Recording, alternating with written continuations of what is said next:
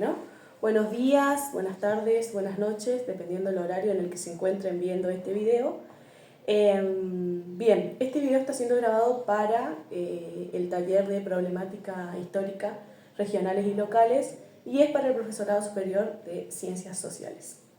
Bien, hoy tenemos el agrado de tener a una nueva entrevistada, la cual se llama Nelda Lugrin. Sí, Nelda Lugrin. Bien, a la cual le vamos a pedir el consentimiento para poder realizar esta entrevista. Sí, totalmente de acuerdo. Bueno, muy bien, Nelda, ¿cómo estás? Bien, muy bien, muy bien. Y con alegría de que pueda ser de algo, de alguna ayuda. Ay, muchísimas gracias por brindarnos el espacio. Bien, hoy vamos a charlar un poquito sobre tu historia de vida, ¿sí? Primeramente me gustaría que me cuentes cuál es tu lugar de origen y qué edad tenés. Bueno, tengo 76 años y mi lugar de origen es en la provincia de Entre Ríos, en el departamento Villaguay, una colonia que se llama San Jorge. Nací ahí, viví hasta los 2 años ahí, después mi familia se mudó a otra colonia más cerca de Concordia, la colonia oficial número 5, y bueno, desde los 2 años hasta los 23 viví ahí. Ajá. Después me casé, viví un año en Misiones, en Iguazú, y de ahí vine a Concordia, donde vivo ya hace muchos años. Muchísimos. Sí. Bien, ¿cómo era tu casa y el barrio donde naciste? Y bueno, nací en pleno campo, en la época en que iba una partera a los domicilios en donde los bebés nacían en su casa. Y después hacíamos la escuela ahí, en vida totalmente rural. Bien, ¿y ese barrio cómo era? ¿Tenías vecinitos? Y vecinos muy cercanos, chicos, no, pero tenía tíos que vivían en la misma zona, tenía primos, después el comienzo de la escuela para los juegos, tenía hermanos, soy la menor de 6 hermanos, pero con los más cercanos a mi edad jugaba bastante. Ajá. Y en ese momento, ¿qué tipos de juegos habían? Desde la bolita, la mancha, la palma, todas las rondas que te imagines, fútbol, las hamacas y todas las cosas que nos inventáramos, porque no tenía juguetes, la economía era bastante compleja. Sobre todo porque mi mamá tenía muchos problemas de salud y bueno, nos inventábamos juegos y cosas para jugar o hacer cosas, a veces el trabajar puliendo una baldosa para hacer las payangas perfectas, cuadraditas, nos llevaba su tiempo. Y además colaborábamos con las tareas de la casa o tareas de producción, porque había mucho por hacer. Cuando hablas de una economía muy compleja, ¿a qué haces referencia? Y que había que trabajar o pasar miseria. Y mi padre no era, y mi madre que quisieran pasar miseria. Entonces como que se producía, se colaboraba y así vivíamos bien. ¿Y tus padres a qué se dedicaban? Y al trabajo rural, algo de siembra y algo de producción de animales. Teníamos vacas, ovejas, qué sé yo, y se producía de todo, o sea que era una producción muy diversificada. No teníamos muchas hectáreas de campo, justamente por eso se diversificaba mucho, porque si algo por clima o algo no producía, teníamos otra cosa que nos iba a ir salvando. Entonces se producía distintas cosas, desde la siembra, que podía ser lino, trigo, avena, maíz, girasol, y después la parte de animales. También había aves, o sea que teníamos gallinas, era una granja. Una granja. Era una granja chica, pero era una granja. Bien. ¿Y toda esa producción era justamente para subsistir o lo vendían también? Se vendía. El excedente de lo que nosotros consumiéramos se vendía. Se vendía. a esas, eran como, a qué lugares, por ejemplo, se vendían? Por ejemplo, en el pueblo más cercano había una cooperativa agrícola, se llevaba mucho de la producción, sobre todo de granos, ahí. Y lo que fuera animales no, se vendían remates. Y lo que fuera de ovejas o eso era más que nada para nuestro consumo. Bien. ¿Cómo solías pasar vos tus vacaciones? ¿En tu infancia, en tu juventud? Y no había grandes cambios, porque de vacaciones ni se hablaba. Era solo las vacaciones escolares. O que a veces tal vez podíamos ir a la casa de algún tío o a visitar a la abuela, pero no mucho más. Las vacaciones no eran grandes cambios. ¿Y en qué iban cuando iban a visitar a los parientes y demás? Y generalmente se iba en Sulky hasta General Campos, que eran 15 kilómetros, y de ahí se tomaba un colectivo o un tren. O si no, podíamos salir a la ruta y esperar los colectivos que pasaban, que hacían por la ruta 18, que hacían los recorridos a Paraná y eso de Concordia. ¿Me dijiste Surki? Sí. ¿Y eso qué sería? Sulky. Y bueno, es lo más parecido a, qué sé yo, a una diligencia. Era un pequeño vehículo de 2 ruedas con un asiento en donde cabían 3 personas o 4 muy delgadas tiradas por un caballo. Mira, tipo un carro.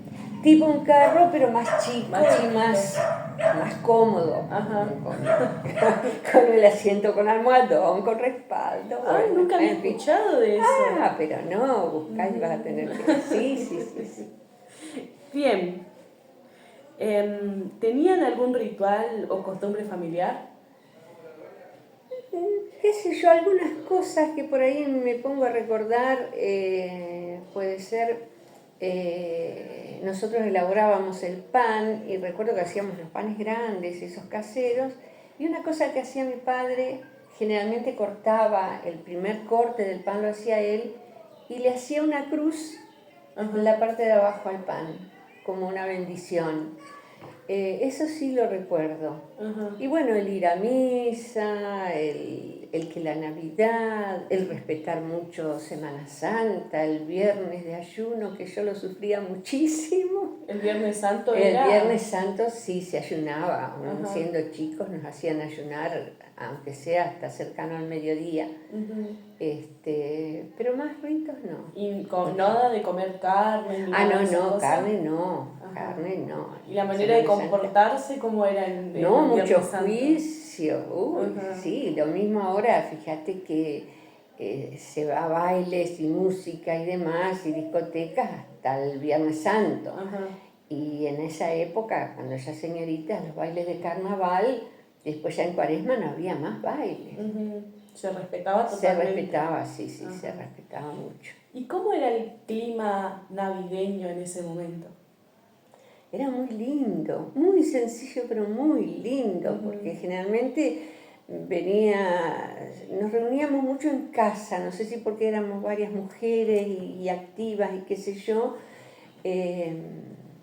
venía la familia de un tío, ya los hijos casados, algunos vecinos, éramos unas mesas largas y éramos un montón, comiendo asado, tomando bebidas, haciendo la ensalada de fruta, el clericó. Era una reunión muy linda. ¿Y las comidas que se comían? Y más que nada era el asado. Se podía hacer pasteles, el pan dulce, pero generalmente era asado. Y cordero, sí. Pero ¿Y había como una emoción porque la Navidad iba a llegar o no? Como que se sentía eso de que se sentía, y la emoción más que nada era el vernos, el reunirnos, lo festivo, sí. No analizábamos mucho el nacimiento de Cristo. Será que generalmente todo eso lo encamina mucho la madre, y a nosotros nos faltó nuestra mamá, yo tenía 7 años cuando murió mi mamá, entonces es como que éramos más menos ceremoniosas, digamos, pero eran muy lindos. ¿Sí? Bien. Ahora vamos a hablar respecto a la educación. ¿A qué edad empezaste la escuela? A los 7 años, recién cumpliditos, 7 años. En esa época se empezaba a los 7 años. No hacía tanto que se había comenzado a empezar a los 7 años, porque primeramente la escolaridad empezaba a los 8. Cuando yo ya era a los 7 años. ¿Y empezabas desde? Primer grado. Primer grado. Y después pasabas a... Claro, a primero superior, porque no era como ahora primero, segundo, tercero, era primero superior y después segundo, tercero, cuarto. Así. Bien. ¿Recordás algún día especial de la escuela? Sí, y muy duros, muy traumático. Yo tenía a mi mamá enferma, la iban a traer porque yo, para ir a la escuela, me llevaron a vivir a la casa de unos tíos, porque la escuela me quedaba a 8 kilómetros y debía ir a caballo. Yo era muy flacucha y chiquita, no como ahora.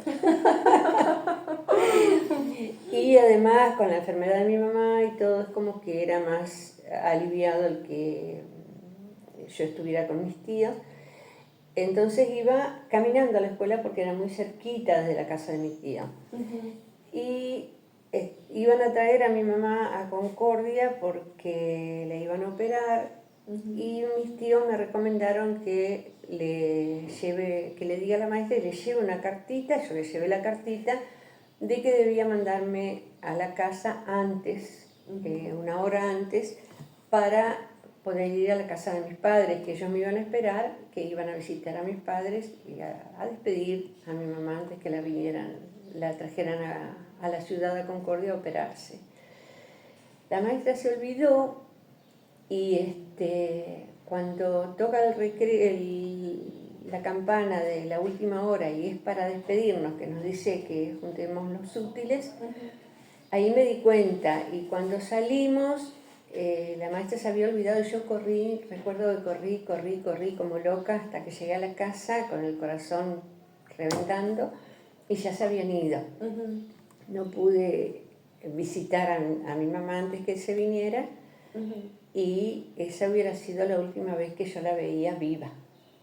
Entonces eso me golpeó mucho.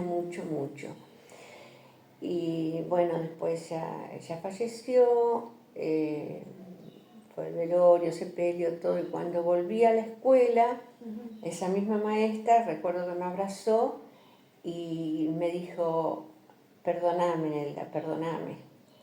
Y ella lloraba, entonces yo no me animé a decirle más que sí, señorita, y bueno. Pero sí, eso me marcó mucho, creo que fue lo más fuerte de como marcarme en la escuela. En la escuela.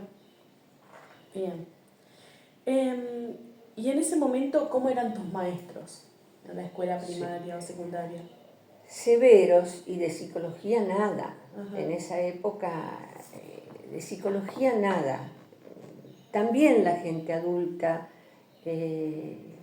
tenía otra mirada hacia los chicos, era otro el entendimiento hacia los chicos, era el concepto de que no entiende, no comprende, no es cosa de chicos. Y yo viví con mucha angustia eso porque al faltarme mi mamá yo necesitaba hablar con alguien y no tenía el espacio, y lo sufrí muchísimo. ¿Y se podría decir entonces que en ese momento los maestros eran bastante estructurados o no? Eran estructurados, sí. Creo que demasiado, o tal vez era muy distinta la sociedad. Yo no los culpo ni los condeno, era la sociedad, porque siempre tenemos que situarnos en el tiempo social e histórico que vivimos. Era muy diferente. Hay cosas que eran mejores quizá, pero eso a mí me costó dolor, digamos. Bien. ¿Qué métodos de enseñanza se utilizaban en ese momento? Y mucho la repetición. Ujú. Tenías un error de ortografía y tenías que escribir renglones y renglones de la misma palabra. Mucha caligrafía. Caligrafía, Ujú. era más estricto, pero creo que era bueno. Ujú. Creo que era bueno. Que nos dejó una base. Ujú. Por ejemplo, la comprensión que se nos exigía de la lectura que leíamos. Ujú. En matemáticas se nos enseñaba la tabla y se nos enseñaba la escala, Ujú. en donde íbamos entendiendo por qué 4 por 4 era 16 y todo eso. Ujú. Y para mí eso fue muy útil. Yo creo que eso nos hacía tener una conciencia real del significado de cada cifra o de cada ecuación. Ujú. Bien. ¿Qué materias te gustaban más y cuáles te gustaban menos?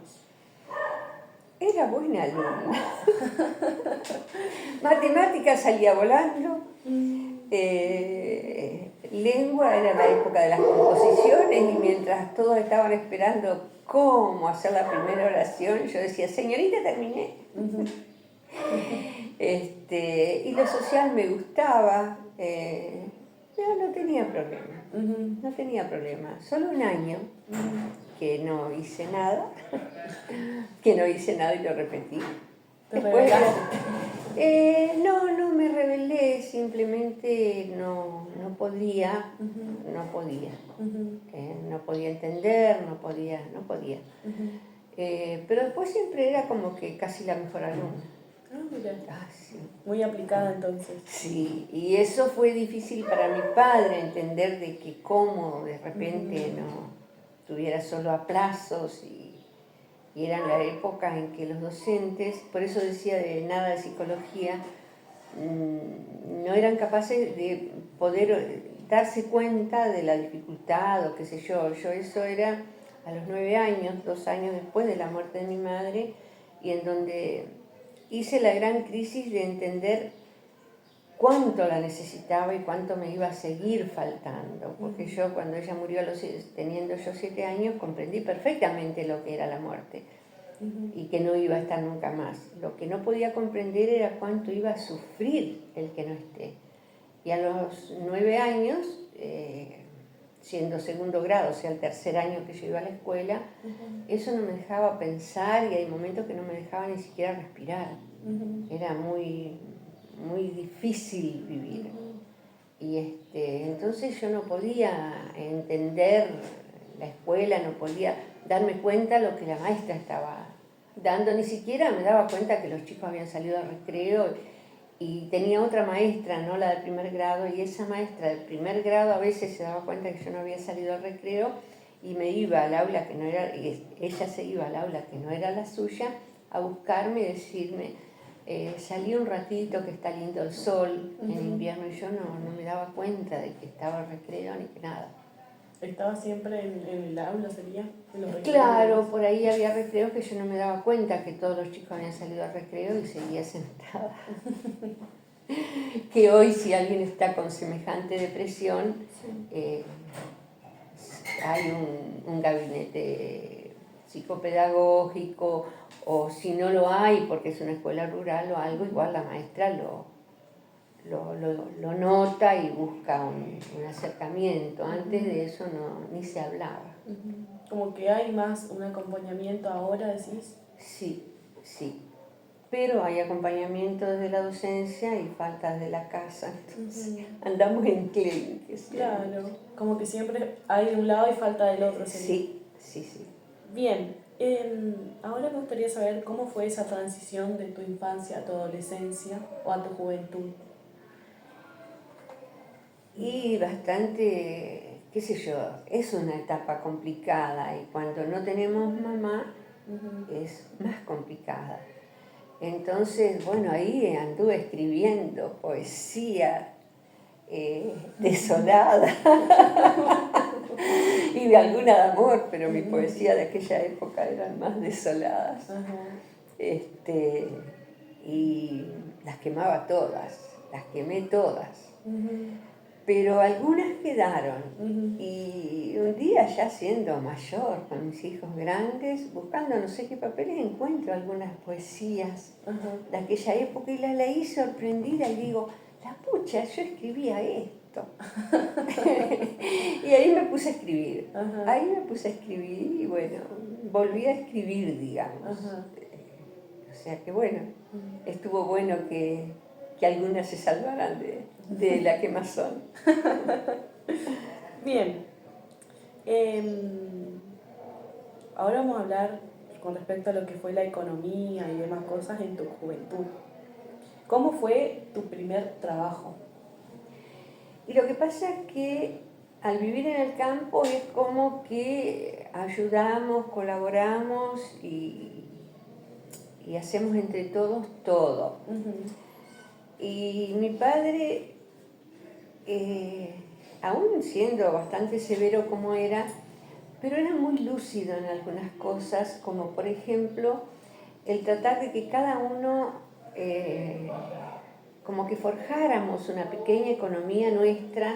Entonces cada uno teníamos, por ejemplo, un gallinero en donde esa producción era nuestra. Entonces desde muy chicos teníamos un manejo de dinero y de cuidado de lo nuestro que nos iba a producir mejor y nos iba a dar más ganancia. Cuanto mejor lo cuidáramos, lo hiciéramos producir. Desde pequeña fuiste instruida en la cultura del trabajo, sería. Totalmente, de la cultura del trabajo y de que con mi esmero voy a tener más y que eso más lo tengo que cuidar porque si no se me termina y me falta dinero. O sea que aprendí de muy chica el manejo de dinero, desde muy jovencitas todos nosotros como que aprendimos, o sea que nos volvimos unas economistas, de saber manejar el dinero y la economía propia, digamos. Bien, ¿y qué te llevó a elegir tu profesión? Es que no pude elegir profesión. Yo quería ser docente y no pude irme a estudiar. Ahí en la colonia en donde yo vivía no había más que primaria y no pude. Así que, bueno, después me casé, estudié peluquería acá antes de casarme, empecé a trabajar en peluquería en Iguazú. Ya tenía mi clientela, después nos vinimos y después ya no trabajé en peluquería. De ahí fui comerciante. Tuve un negocio de regalería, después lo cerré, después fui repostera, porque ya teniendo hijos chicos era difícil salir a trabajar al no tener un título que me dé un ingreso importante como para pagar a alguien que me cuidara la casa, los chicos. Así que desde mi casa hice repostería, después tuve venta de ropas y después ya con los chicos grandecitos, cuando el menor de los 5 hijos que tengo ya estaba en tercer grado, abrí un negocio, primero galletitas, galletitería y después fui agregando que tuve una linda despensa y bueno, ahí ayudando a que la economía sea buena. Sea buena, sí, sí. Y con respecto a estudiar, me contaste que estudiaste psicología social. Claro, teniendo ya como 56, 57 años, 56 creo que tenía, cerré el negocio porque había tenido un problema que en una noche de tormenta me robaron, me vaciaron el negocio y después me costaba mucho recuperar y demás, y ya los chicos estaban grandes, ya no estábamos sosteniendo a ninguno que estudiara afuera, ya más o menos recibidos, y cerré el negocio. Y había un papa acá para hacer la secundaria y ahí decidí hacer la secundaria y la hice. Y como estudiar siempre me había gustado, después hice un terciario, hice psicología social. Por el gusto de hacerlo, por el gusto de hacer algo que me gustaba, la psicología siempre me interesó, me gustó. Así que hice psicología social. No he desarrollado el título como trabajo, pero sí me ha servido para lo que yo hago de escribir, o a veces para dar charlas en escuelas, en eso sí me ha servido. Y con respecto a la escritura y demás, ¿cuándo comenzaste a eso de escribir y de volverte escritora en sí? Y volverme escritora ya grande. Bueno, cuando estaba en primer año del Papa presenté mi primer libro, o sea que cuando empecé a hacer el secundario ya como que escribía hacía rato.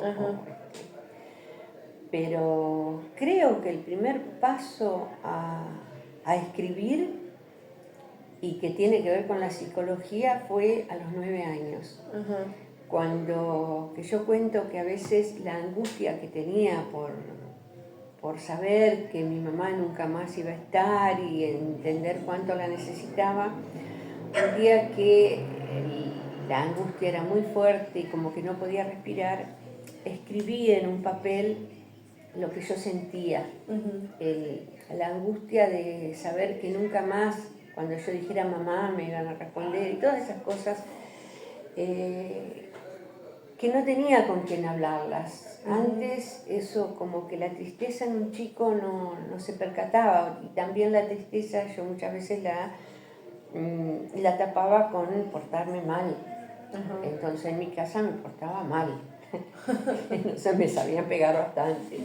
Y en la escuela es como que apaciguaba todo y me sentaba a estar. Entonces escribí en un papelito, yo a los 9 años, y siendo el tercer año que iba a la escuela, escribía muy bien.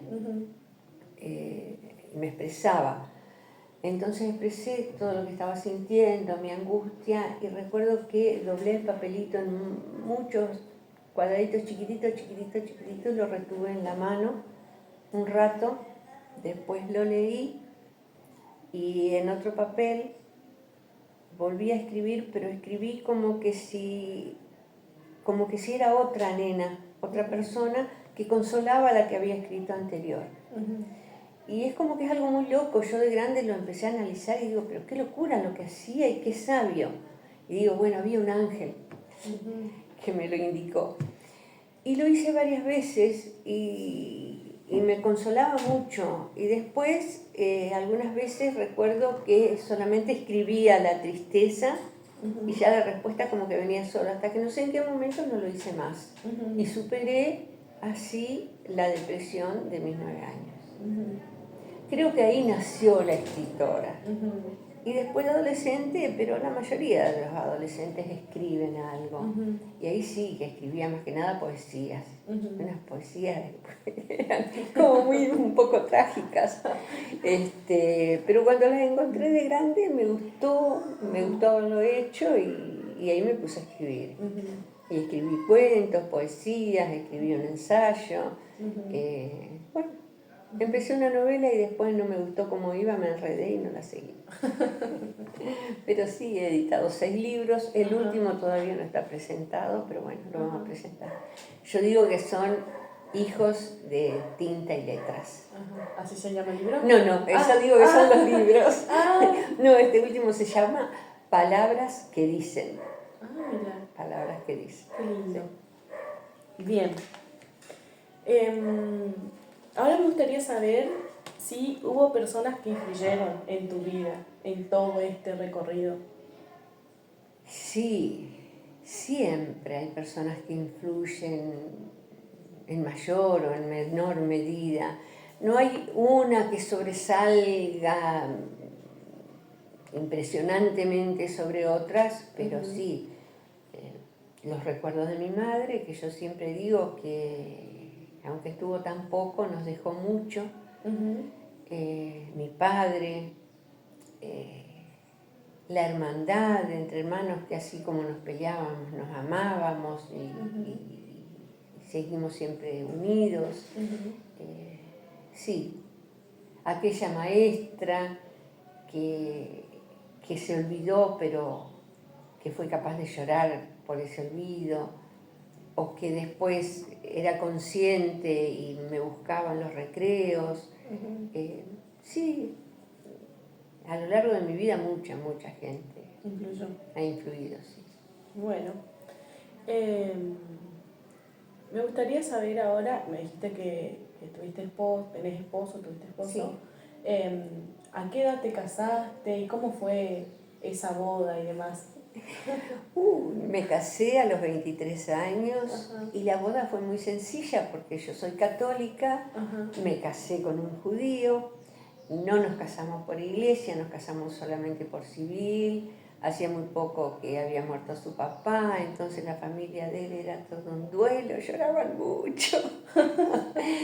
Y nos casamos y nos fuimos, él estaba ya viviendo en Puerto Iguazú, que estaba trabajando allá, y nos fuimos. Y a los casi 3 años nació el primer hijo, después nació el segundo, y muy pronto quedé embarazada de mellizos. En 4 años y 5 días tuve 4 hijos. Sí, mucho. Pero bueno, crecieron bien, después vino el quinto, o sea que en 7 años y medio tuve 5 hijos. Y con mucho esfuerzo, con mucha lucha, mucho trabajo, porque 5 hijos es mucho trabajo, el atenderlos, el cuidarlos, el ayudarlos con la escuela, y también económicamente ¿Demandan tiempo? demandan tiempo y mucho dinero también, la mantención, el abrigo, el todo, porque no es que hoy es difícil y antes fuera tan fácil. Pero bueno, a veces renunciaciones y la alegría de tenerlos bien. Después mi hija a los 7 meses enfermó, con un mal diagnóstico se perdió un poco de tiempo, quedó con una pequeña secuela, todo le ha costado más, pero bueno, salimos adelante. Bien. Con respecto a los elementos sociales y culturales que estaban presentes, ¿cuáles eran los que estaban presentes en tu vida cotidiana, en tu juventud o después de casarte y demás? Y desde muy chica los libros. En la escuela, era una escuela rural, muy sencilla, pero tenían una biblioteca que tenía libros infantiles y libros para adultos. Y uno de los recuerdos más lindos de mi madre es que nos leía. Nosotros retirábamos libros de la biblioteca, mis hermanos mayores, yo la tuve poco tiempo, ella, desde que empecé la escuela, eran mis hermanos que retiraban, yo era muy chica, y ella nos leía. A la luz de una lámpara querosene nos leía. Ella leía en voz alta para todos sus hijos. Y esas cosas, sí, eso me ha marcado culturalmente. Y después ahí donde yo crecí estaba el grupo parroquial, después en esa época el INTA trabajaba mucho en las zonas rurales, entonces teníamos el club de chicas, en donde nos reuníamos cada 15 días, en donde se hacían, qué sé yo, fiestas, festejos, se hacían cursos que podían ser de cocina, de repostería, de corte y confección, de verdad muchas cosas. Eso era lindo. Bien.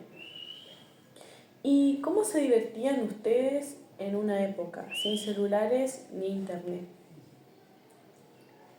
Las reuniones, las charlas, se conversaba mucho como entretenimiento. Y después eran los bailes, que los sábados generalmente salíamos a bailes, a clubes, en donde eran bailes un poco familiares, ¿no? Como las confiterías, y a donde a esos bailes iba mucha gente, juventud de acá, de Concordia, a los mismos bailes. ¿Siempre en pareja o iban ustedes entre amigas? Entre amigos, y bueno, surgían las parejitas, los noviazgos, todo eso, sí.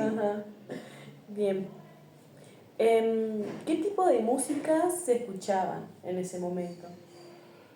Y bueno, cuando yo era chica, que recuerdo aquellos bailes que ahí en la colonia se despedía a los chicos que iban a hacer el servicio militar.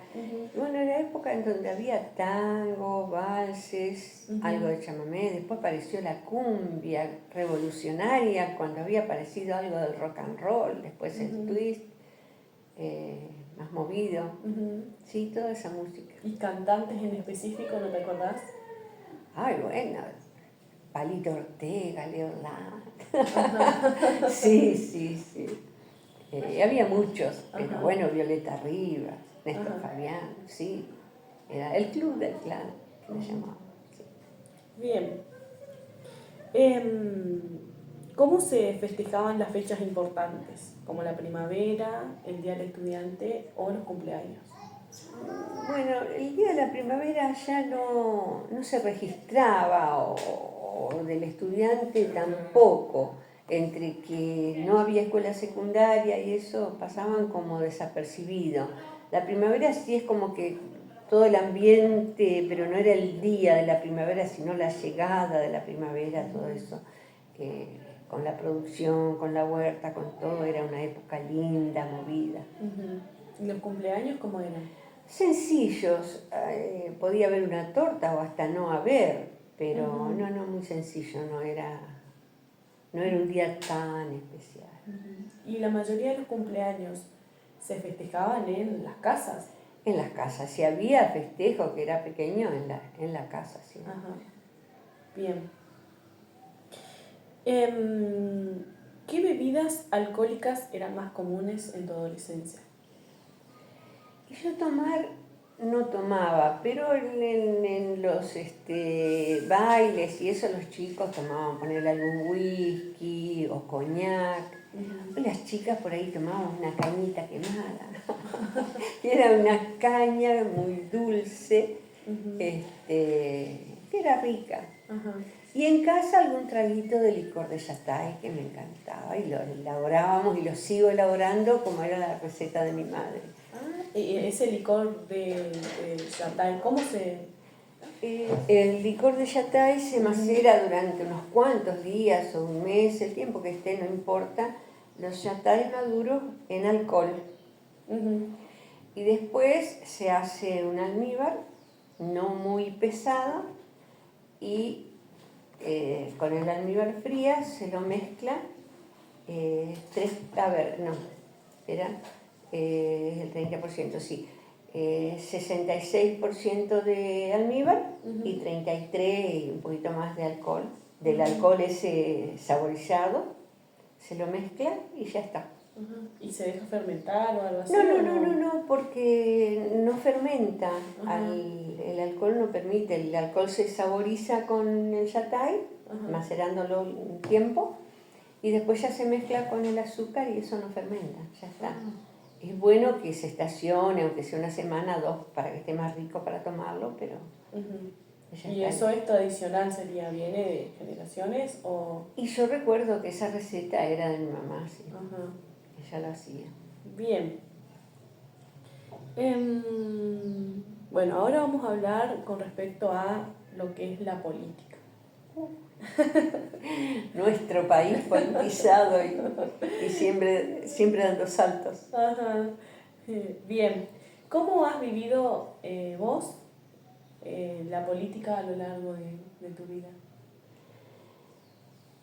Y he sentido como la necesidad a veces de participar, pero como que no me sentí nunca que un partido llenara mis aspiraciones o lo que yo puedo pretender del compromiso de alguien hacia un país, hacia el país o hacia la provincia o la ciudad o el lugar que viva.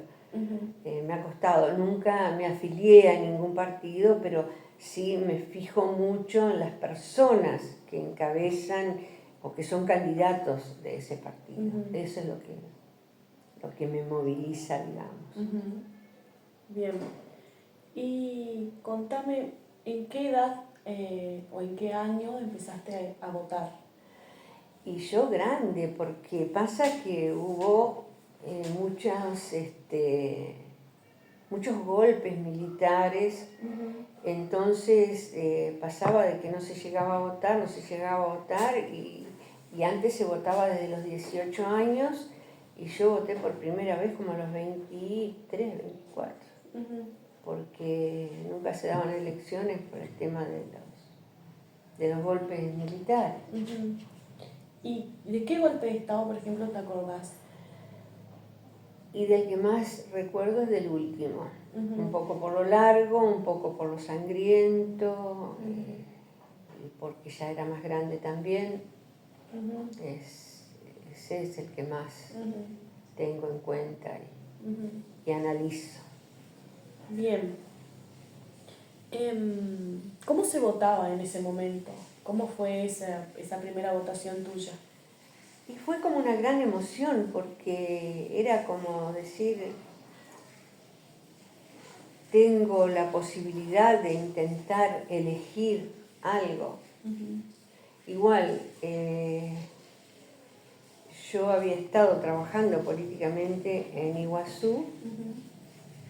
y yo no había hecho el cambio de domicilio cuando me fui de acá a vivir a Iguazú. Y o sea que en ese momento hubiera podido votar allá solo en la parte municipal, y estuve trabajando porque era un buenísimo candidato a intendente que había, y que después ya nos habíamos venido, no pudimos votarlo, pero sí ganó. Ujú. Y a nivel provincial y demás, voté acá, pero no me sentía como convencida o segura Ujú. de a quién votar.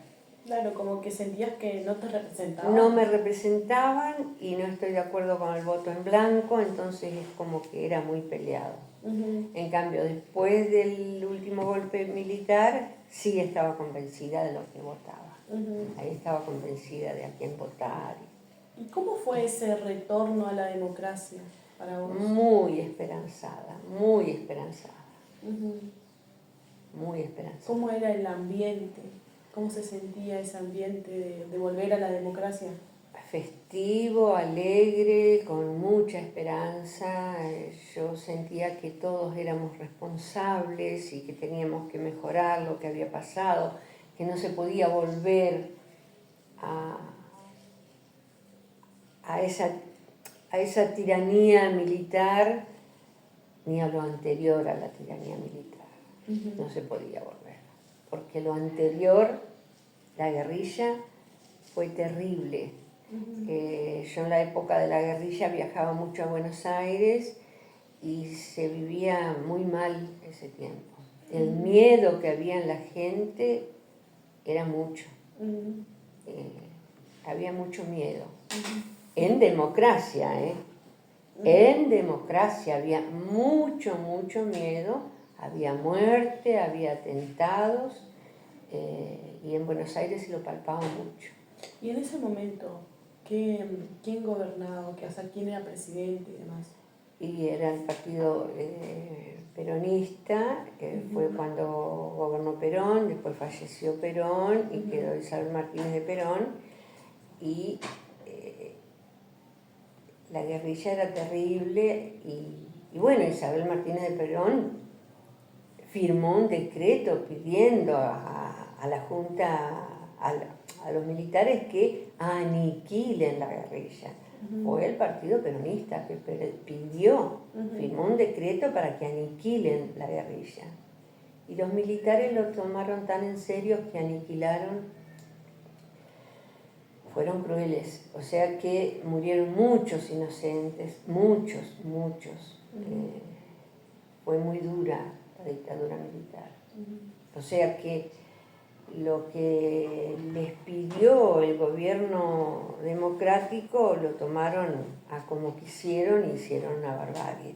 Cuando que debían tomar la responsabilidad de perseguir, detener y juzgar a los guerrilleros. Pero no, yo siento que no lo hicieron así. Y cayeron muchos inocentes, y creo que los principales guerrilleros se salvaron porque estaban muy cubiertos y después llegaron a gobernarnos, unos cuantos. Entonces así estamos como estamos. Y en la época peronista, más que nada, ¿cómo era el ambiente? Y pronto se vuelve como que se niega otro pensamiento. Ujú. Eso es lo que yo siento que es el gran error del peronismo, el no aceptar otro pensamiento. Ujú. creo que es la gran falla del peronismo. Y entonces lleva a que sus elegidos gobernantes, como saben que son, como digamos, que se vuelven no pensantes y que se fanatizan, pueden hacer lo que quieran y no gobernar bien porque saben que tienen sus correligionarios, sus compañeros, digamos, sus cumpas, como se nombran, que los van a votar igual, hagan lo que hagan, digan lo que hagan, los van a votar igual. Y eso los hace sentirse por encima y no ser responsables de tratar de ser buenos gobiernos. Y con respecto a la figura de Perón, ¿no? ¿Se lo tenía como una mirada muy paternalista o no en ese momento a él? Los paternizados, Ajá. los paternizados sí, y hoy se conserva, pero los no paternizados, a los que se les sacaba para paternizar a otros, y nosotros en el campo, porque Perón siempre odió al campo, fue muy duro y se le sacaba lo más que se podía, en donde para sostenernos económicamente, viviendo muy sencillo, trabajábamos todos en una familia, y se le sacaba para darle al que tal vez una persona trabajaba en la casa, pero porque el otro no trabajaba, porque había que dar. Y eso fue lo que ha hecho que el peronismo tenga siempre tanto voto y siempre se diga la justicia social. Y que yo lo viví como injusticia social. Porque yo creo que cuando al que trabaja se le saca para regalarle al que no trabaja, es una manera de crear pobres y de crear injusticia. Yo creo que se debe sacar para ayudarlo a producir, para ayudarlo a encaminarse, a que tenga un trabajo, a que pueda realizarse. Porque las dádivas quitan hasta, desmoralizan el deseo de hacer. Me parece que la dádiva es humillación, es esclavitud. Yo lo siento así. Mi verdad no, creo que no es la verdad de todos, pero es lo que yo siento. ¿Y en ese momento se veía algo sobre la Fundación Evita o no? Sí, ya se veía mucho. Bueno, después tuvo la prohibición, la proscripción, que todos los extremos yo creo que son malos, eso tampoco fue bueno. Entonces como que estaba siempre muy escondido, pero por debajo fermentó. Y a veces digo que como que no había una mirada crítica porque dicen, uy, los descamisados y la humildad de Evita. Y Evita no usaba un vestido con tela argentina, le traían todo de París. Iba a la fábrica y a su descamisado se vestía como una reina y con alhajas de reina para mirarlos desde... Eso, bueno, siempre fui crítica de eso.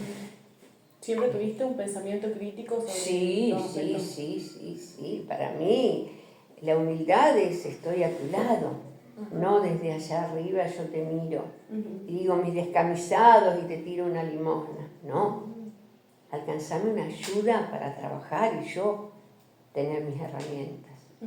Pero tal vez es lo que mamé desde chica. Sigo sintiendo que es bueno, Lamentablemente se perdió mucho eso en el país. ¿A qué hace referencia cuando decís que se perdió mucho? ¿Qué? El concepto de que lo que nos lleva a estar bien es trabajar y que yo debo ganarme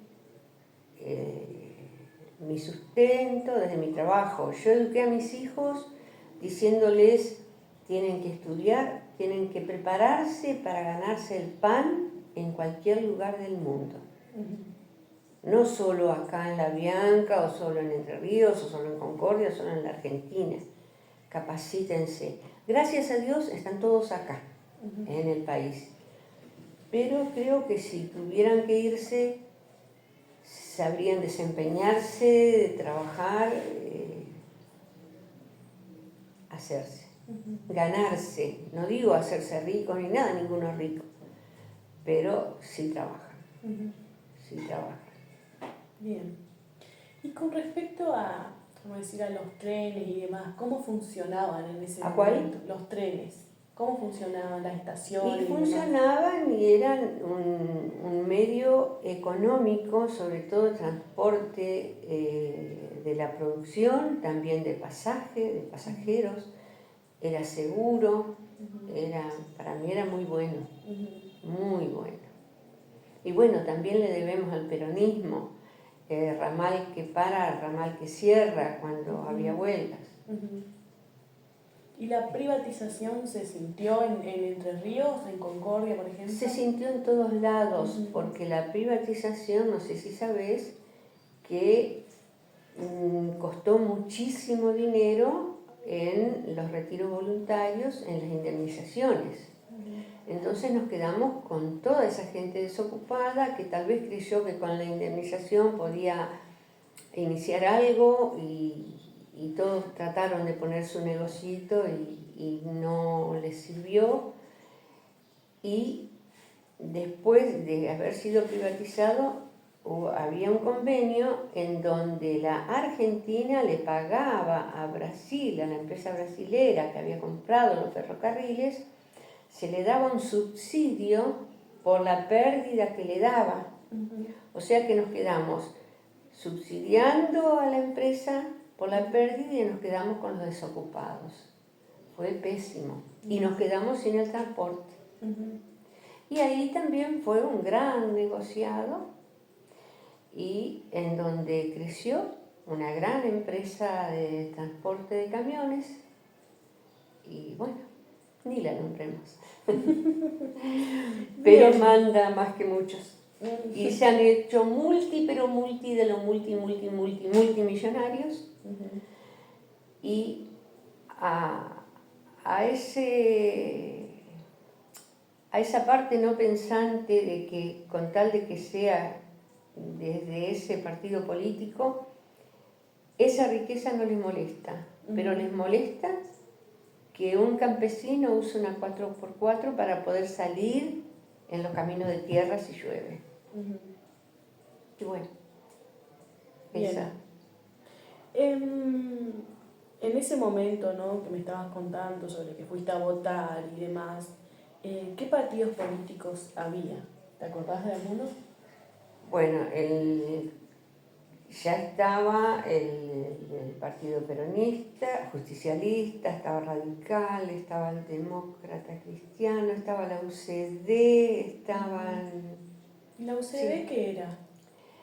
Era Unión Cívica Democrática, no me acuerdo bien cómo era la sigla, que encabezaba también uno que decía que había que pasar el invierno, que no era un genio.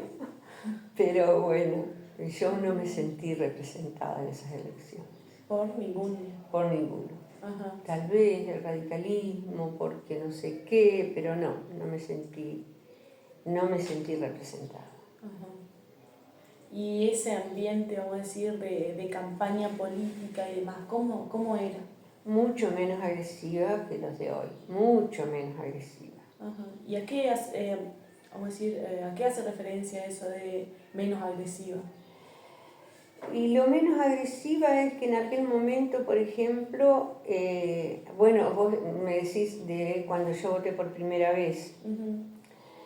No, se hacían discursos y eso, pero como que ahora es muy insultante, sí.